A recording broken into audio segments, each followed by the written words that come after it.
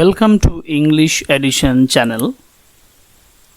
এই ভিডিওটি সম্পূর্ণভাবে এইচএস এক্সাম 2024 অর্থাৎ এইচএস এক্সাম 2024 জন্য asleep in the valley suggestive SAQ or short answer type questions and answers for 2024 final exam। এখানে আমরা মোট 20টি প্রশ্ন সিলেক্ট করেছি, যেগুলো বাদ দিয়ে এইচএস এর question asleep in the valley থেকে অসম্ভব। সহজেই আমরা SAQ যে দুটো প্রশ্ন আমাদের পরীক্ষাতে থাকে সেগুলো আমরা সহজেই করে নিতে পারবো এই ভিডিও থেকে। তাই সময় নষ্ট না করে suggestive SAQ from asleep in the ভ্যালিতে আলোচনা শুরু করা যাক।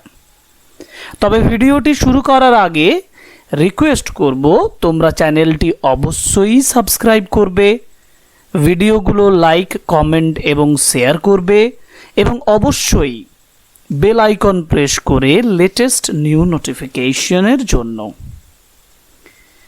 So let's learn suggestive short answer type questions from Asleep in the Valley written by Arthur Rimbaud for the HS exam 2024. Question number 1. What was the original title of the poem? Asleep in the Valley original title. Asleep in the Valley original title holo Dormeur do well. The right answer. উত্তরটা আমি এইভাবে লিখব, the original title of the poem asleep in the valley is Dormeur du Val. Next, who is asleep in the valley? Who is asleep in the valley? Who বলতে কাকে বোঝায়? কে ঘুমন্ত? Asleep in the valley অর্থাৎ উপত্যকায় কে ঘুমন্ত? The soldier মানে a very young soldier. উত্তরটা লিখব, a very young soldier is lying asleep in the valley. Next question, where does the stream flow? অর্থাৎ স্ট্রিম বলতে যে জলধারাটার কথা বলা হয়েছে সেটা কোথায় ফ্লো করে, কোথায় বয়ে যায়? উত্তর হবে the stream flows slowly through the valley, অথবা আমি বলতে পারি the stream flows slowly in the small green valley. দুটো উত্তরই হবে, the stream flows through the valley অথবা the stream flows in the small green valley. What does heavy undergrowth mean? Heavy undergrowth, এই প্রশ্নটা খুব ইম্পর্ট্যান্ট। হেভি আন্ডারগ্রোথ বলতে কি বোঝানো হয়েছে? হেভি আন্ডারগ্রোথ বলতে বোঝায় স্মল প্ল্যান্টস অ্যান্ড বুশেস, ছোট ছোট গাছ, ছোট ছোট ঝোপ। আমরা লিখবো এইভাবে, the expression heavy undergrowth means, এক্সপ্রেশনের জায়গায় আমরা ফ্রেজ ব্যবহার করতে পারি। The phrase heavy undergrowth means thickets and bushes, thickets and bushes অর্থাৎ ছোট ছোট ঝোপ এবং ছোট ছোট গাছ, that grow under the tall trees in the valley, যেগুলো লম্বা লম্বা গাছের নিচে উপত্যকায় বেড়ে ওঠে। এক কথায় heavy undergrowth refers to the small plants and bushes that grow in the valley, যেটা উপত্যকায় বেড়ে ওঠে। Okay, number 5, from where do the sun rays fall on the valley? Sun rays উপত্যকায় ফ্রম হোয়ার, কোথা থেকে? From where do the sun rays fall on the valley, উপত্যকায় কোথা থেকে সূর্যরশ্মিটা পড়ে? From mountain top. আনসারটা হচ্ছে ফ্রম মাউন্টেন টপ। আমি লিখবো the sun raise come streaming down on the valley from the mountain top, অথবা খুব সহজভাবে বললে the sun rays fall on the valley from the mountain top. The sun rays fall on the valley from the mountain top. Question number 6. How does the poet describe the soldier's smile? Poem e bola ache the soldier's smile is like infants without guile. আমি লিখবো এইভাবে, the poet, কবি বর্ণনা করেছেন, the poet has described the soldier smile as that of an infants because it is gentle and innocent. যদি আমি এর থেকেও আরও সহজ চাই তাহলে সহজভাবে বললে আমি বলবো the soldier smile, the poet has described বা the poet describes the soldier smile like the smile বা as the smile of an infant. আমি ওখানে জেন্টেল এবং ইনোসেন্ট কথাটা নাও দিতে পারি। Question number 7, how does the soldier sleep? Soldier কিভাবে ঘুমোচ্ছে? কতগুলো বিষয় আছে। Soldier is lying asleep with one hand on his breast with smile on his face, এই কথাগুলো উল্লেখ করতে হবে। এবং আরেকটা হচ্ছে খোলা মুখে, ওপেন মাউথড। লিখবো এইভাবে, দ্য ইয়ং সোলজার শুয়ে আছে, ওপেন মাউথ খোলা মুখে, অন দ্য গ্রাসি বেড ঘাসময় বিছানায়, keeping his head on a ferny পিলোর উপর মাথাটা রেখে। আমি খুব সহজভাবে বললে the soldier is lying open mouthed on the valley. The soldier is lying open mouthed on the valley, এটা খুব সহজভাবে বললে। স্ট্যান্ডার্ডভাবে বললে the young soldier is lying open mouth on the grassy bed keeping his head on a ferny pillow. যে যেভাবে নিতে পারবে সেভাবে এই উত্তরটা লিখবে। সহজ ভাষায় উত্তর লিখলে the soldier sleeps with one hand on his breast and open mouthed, খোলা মুখে। The soldier is lying open mouthed on the valley. Next, how does the stream flow through the valley? ভ্যালির মধ্য দিয়ে স্ট্রিম কিভাবে flow করছে? The stream flows slowly, আনসারটা হচ্ছে slowly. The stream flows slowly leaving long strands of silver. আরও সহজভাবে বললে the stream flows slowly through the valley. Leaving long strands of silver কথাটা না বললেও চলবে।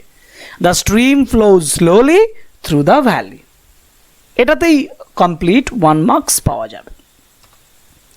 Question number 9, what is serving as the pillow of the sleeper? Pillow, কোন জিনিসটা pillow বা বালিশ হিসাবে কাজ করছে? Fern leaves. The soldiers pillow is made of fern, অথবা হোয়াটের জায়গায় আমি ফার্ন কথাটা দিয়ে লিখতে পারি, fern is serving as the pillow of the sleeper or the soldier. Question number 10, what is serving as the bed of the sleeping soldier? Sleeping সোলজারের bed হিসাবে কোনটা সার্ভ করছে? এটা হচ্ছে হেভি আন্ডারগ্রোথ, যেটা আমি একটু আগে বললাম স্মল প্ল্যান্টস অ্যান্ড বুসেস। আমি আবার হোয়াটের জায়গায় লিখতে পারি small plants and bushes or the heavy undergrowth is serving as the bed of the sleeping soldier. The small plants and bushes serve as the bed of the sleeping soldier. 10টা question আলোচনা করলাম। 11 number কোয়েশ্চেনে বলা আছে where are the feet of the soldier? সোলজারের পাগুলো কোথায় ছিল? সোলজারের পাগুলো ছিল among the flowers. The feet of the soldier are among the flowers. The feet of the soldier are among the flowers. The right answer is the feet of the soldier are lying among the flowers in the valley. 12 number question, how does the stream look like in the poem Asleep in the Valley? স্ট্রিমটা কিরকম দেখাচ্ছিল Asleep in the Valley তে? The stream looks like long strands of silver in the poem Asleep in the Valley. The stream looks like long strands of silver in the poem Asleep in the Valley. Question number 13, what is described as gentle without guile? Gentle without guile বলতে সোলজারের স্মাইলটাকে বোঝানো হয়েছে। আমরা লিখবো the smile of the dead সোলজারের যে smile is described as gentle without guile. Dead সোলজারের স্মাইলটিকে জেন্টেল উইদাউট গাইল বলে ডেসক্রাইবড করা হয়েছে। Smile of the dead soldier is described as gentle without guile. Next question, what does the 2 red holes indicate? দুটো red holes কি indicate করে? Red holes বলতে 2 bullet উন্ডসকে বোঝানো হয়েছে। অর্থাৎ 2 red holes indicate that the soldier has been killed in the war with 2 rifle shots in his side. যদি এর থেকেও সহজভাবে বলতে হয় তাহলে বলবো 2 red holes suggest 2 bullet wounds which caused the death of the soldier. আবার বলছি, the 2 red holes indicate 2 bullet wounds which cause the death of the soldier. Question number 15, what does the word hollow mean? hollow বলতে hollow ওয়ার্ডটা কিসের meaning প্রকাশ করছে? The word hollow suggests the vacant place অর্থাৎ খালি জায়গা between two mountains or the valley. hollow suggests the vacant place মানে খোলা জায়গা, খালি জায়গা between two mountains, দুটো মাউন্টেনের মাঝে, or the valley. এক কথায় ভ্যালিকে বোঝায়. or the hollow refers to the vacant place or the open place between two mountains.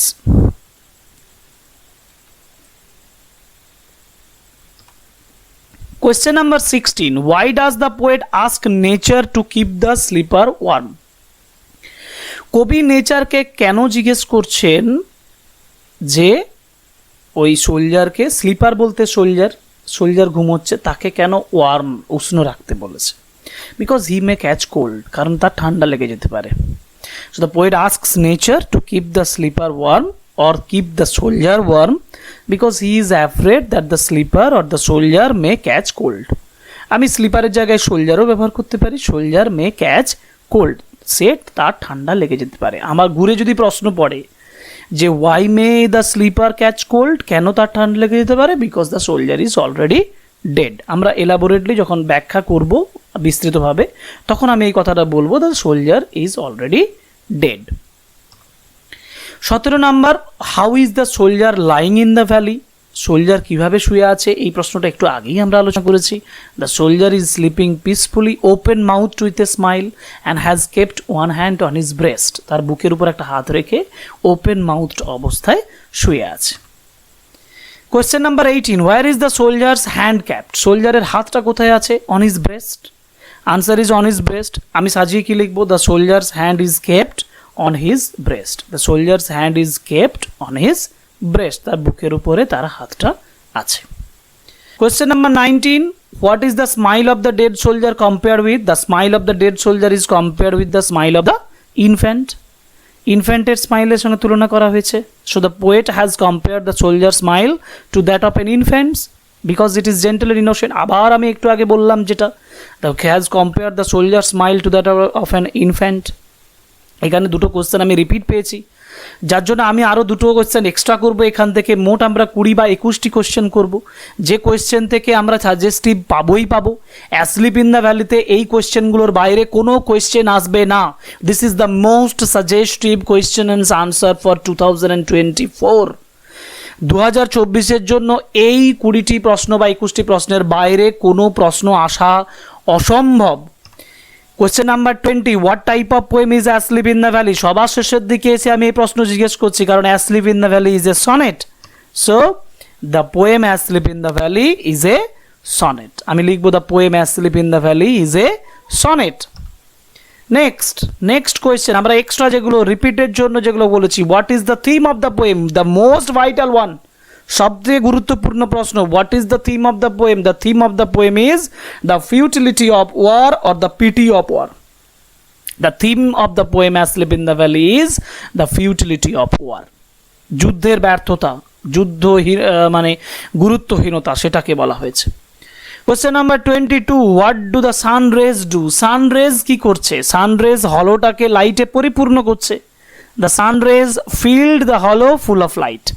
আমি এখানে ফিল্ডের জায়গায় ফিল করতে পারি, the sun rays fill the hollow, because কোয়েশ্চেনটা আমাকে ডু দিয়ে আছে, তো এখানে আমরা ফিল্ড করতে পারি না. The sun rays fill the hollow full of light. And last question, যেটা খুব ইম্পর্টেন্টলি আমরা এখানে লিখেছি, সেটা একটু জটিল ধরনের প্রশ্ন. যদি পরীক্ষায় আসে একটু অ্যাভয়েড করার চেষ্টা করব, কিন্তু যদি পারি, যারা পারবে তারা অবশ্যই এই প্রশ্নের উত্তর লিখবে. সেটা হচ্ছে, what does the phrase sun soaked bed suggest? আনসারটা হবে যে the phrase sun soaked bed suggest, এটা সাজেস্ট করে that the small plants and bushes on the valley were overflowed with sunlight, যে যে ছোট ছোট প্ল্যান্টস এবং বুশেসগুলো ভ্যালিতে রয়েছে সেগুলো সানলাইটে ওভারফ্লো করেছে। As the sunlight has been compared with the water, ওয়াটারের সঙ্গে সানলাইটের তুলনা করার জন্য সানসোকড কথাটা ব্যবহার করেছে। সানসোকড বলতে বোঝায় small plants and bushes on the valley which were overflowed with sunlight. So these are the SAQ questions and answers. These are the suggestive SAQs from Asleep in the Valley. এর বাইরে কোনো কোয়েশ্চেন আসা সম্ভব নয়। সুতরাং এই প্রশ্নগুলো করলে 100% দুটো SAQ পাওয়া যাবেই যাবে। আশা করি এই ভিডিওটি তোমাদের পরীক্ষার ক্ষেত্রে, প্রিপারেশনের ক্ষেত্রে যথেষ্ট সাহায্য করবে। আবার ভিডিওর শেষে আমরা সাবস্ক্রাইবের অনুরোধ জানিয়ে ভিডিওটি এখানে শেষ করলাম। পরের ভিডিওতে আবার দেখা হবে। Good bye.